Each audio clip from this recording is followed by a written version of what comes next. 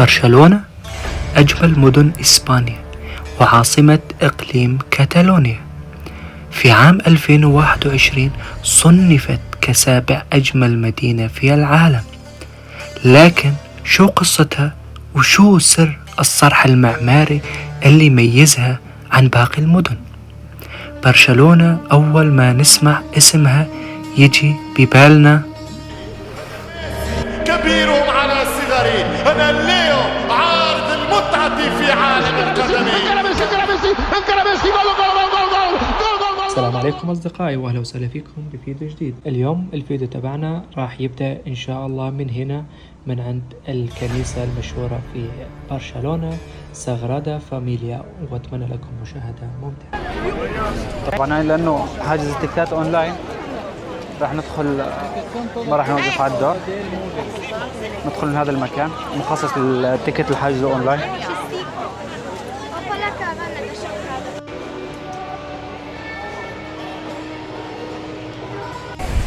تخطينا الدور هذا كلياته الحمد لله، الناس كلها واقفة هنا، نحن تخطينا الدور. الو. طبعا بعد معاناة كبيرة وتفتيش قدرنا نطلع، بس اخذنا من الدرون حجزوها عندهم لبين ما خلصوا نطلع من هنا، لأن ممنوع ادخل ولا الدرون تكون معايا. دخلنا من البوابة الرئيسية لهنا جوا، هذا النار، هذا المدخل. حاطين هاي الصورة، هي كأنه احتفالية صارت ولا اجتماع ولا أي شيء، مش مناسبة دينية عندهم.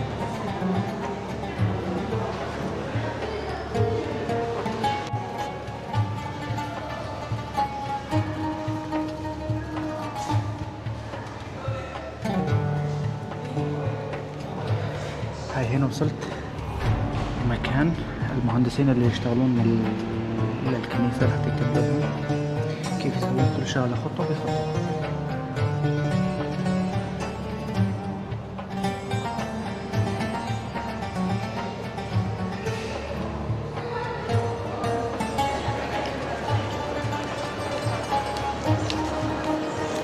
حاليا هي مبينة من الداخل انه ما فيها اعمال انشائية ابدا، جاهزة يعني ما كاملة، بس ما بعرف ليش يعني كل هالسنين هاي اللي عم تطول. ممكن من برا، من الطرف الخارجي الواجهات هاي اللي تحتاج شغل كثير، بس هي من الداخل يعني مبين كل شيء تمام نظامي يعني. هنا في قلب برشلونة تقف تحفة أنطونيو غاودي التي حيرت العالم، كنيسة ساغرادا فاميليا، مشروع معماري بدأ قبل أكثر من 140 سنة، وما زال البناء مستمر حتى اليوم. ألوان الزجاج والأعمدة العملاقة والتفاصيل الدقيقة تخليك تحس إنك داخل عالم أسطوري، مو مجرد كنيسة. رحلة ما تتفوت، تجربة بتخليك تشوف برشلونة بعيون مختلفة تماما.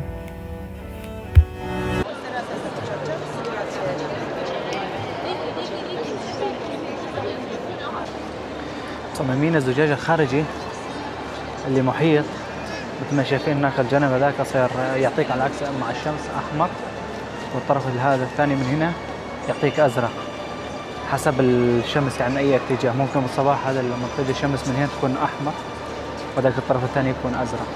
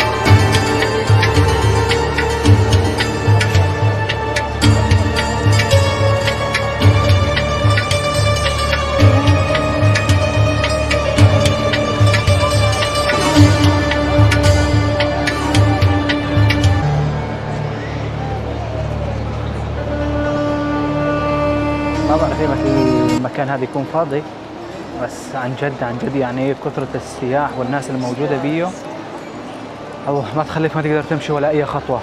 يعني راح أطلع من هذا الجنب، ما بعرف شنو موجود من هنا، بس شوف في ناس كثير عم تطلع لهذا لهين. بدي أشوف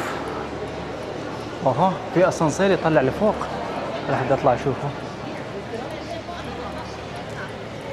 طلعنا صحيح هي وجهة عكسية من الطرف الثاني. أنا طلعت من هذا الجنب، الطرف الثاني العكسي ما بعرف، هي يمكن لها مدخلين أو أكثر من مدخل، لا مبين يمين ويسار حتى من الأمام والخلف هي مداخل لجوا. بس عن جد لما توقف من هذا المكان تحس برهبة البناء هذا كلياته. أشي لك عدا عن إنه بناء طابع ديني أو غير ديني، بس تحس به عظمة البناء، عظمة المهندس اللي صمم هذا الشيء. ونقطة ثانية، على أساس أنا قريت بالإنترنت إنه 2026 راح ينهون من هذا البناء بشكل كامل، بس على الأخبار تقريبا هم كل فترة من الزمن يقولون نفس الكلام هذا، إنه السنة الجاية واللي بعدها يخلص. ولحد الآن الخبراء والعلماء يقول لك إنه هذا ممكن يزود أكثر من 10 أو 20 سنة إنه ما يخلصون. وهم البلد هذا عم يتقصد إنه يطول بيه، مستحيل وصلت للتكنولوجيا لهذا الشيء، ولحد الآن بناء شو ما كان هندسته ما راح يخلص. أكيد هم راح يسوون هذا الشيء كلياتهم مشان بالعكس يتجون يصير مشهور كثير والسياح يجون لهذا المنطقة، ويكون المكان هذا يعني مدخوله جدا كبير للدولة أو للمدينة. بعد ما شفنا الواجهة هاي المدخل هذا نرجع ندخل مرة ثانية. شفت إنه في درجة طلعنا لفوق، نطلع ونشوف. شوفي هذا هو الأسانسير راح يطلعنا لفوق، بس مشكلة مليان.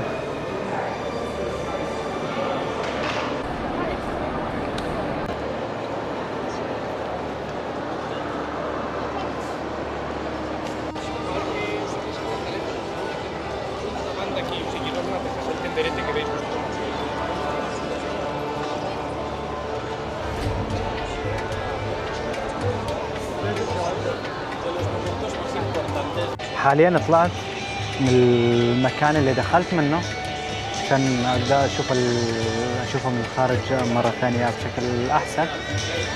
فمشكلة السياح على الطرف الثاني هناك مليان، لقيت هذا المكان شوي فاضي فجيت عليه الحين.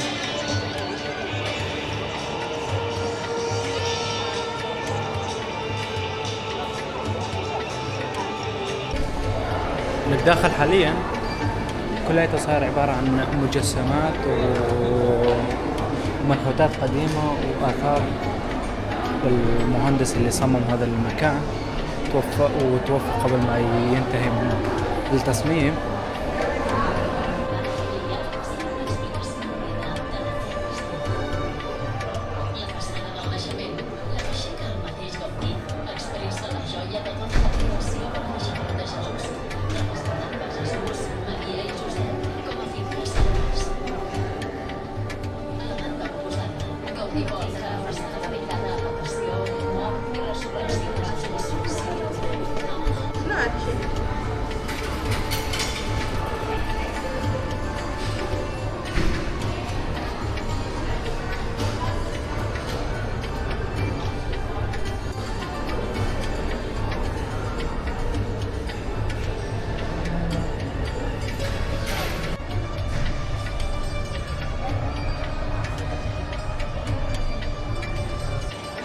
خلصنا حاليا جولتنا، بدي اروح استلم الدرون من عند السكيورتي ونخلص.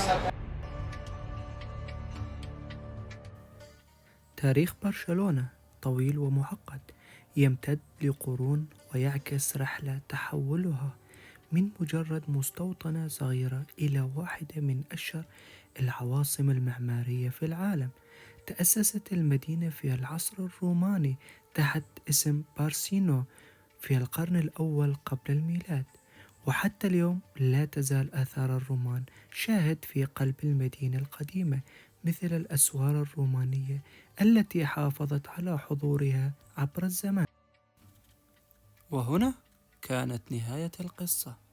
إذا عجبكم الفيديو لا تنسوا تدعمونا بلايك وتشتركوا بالقناة.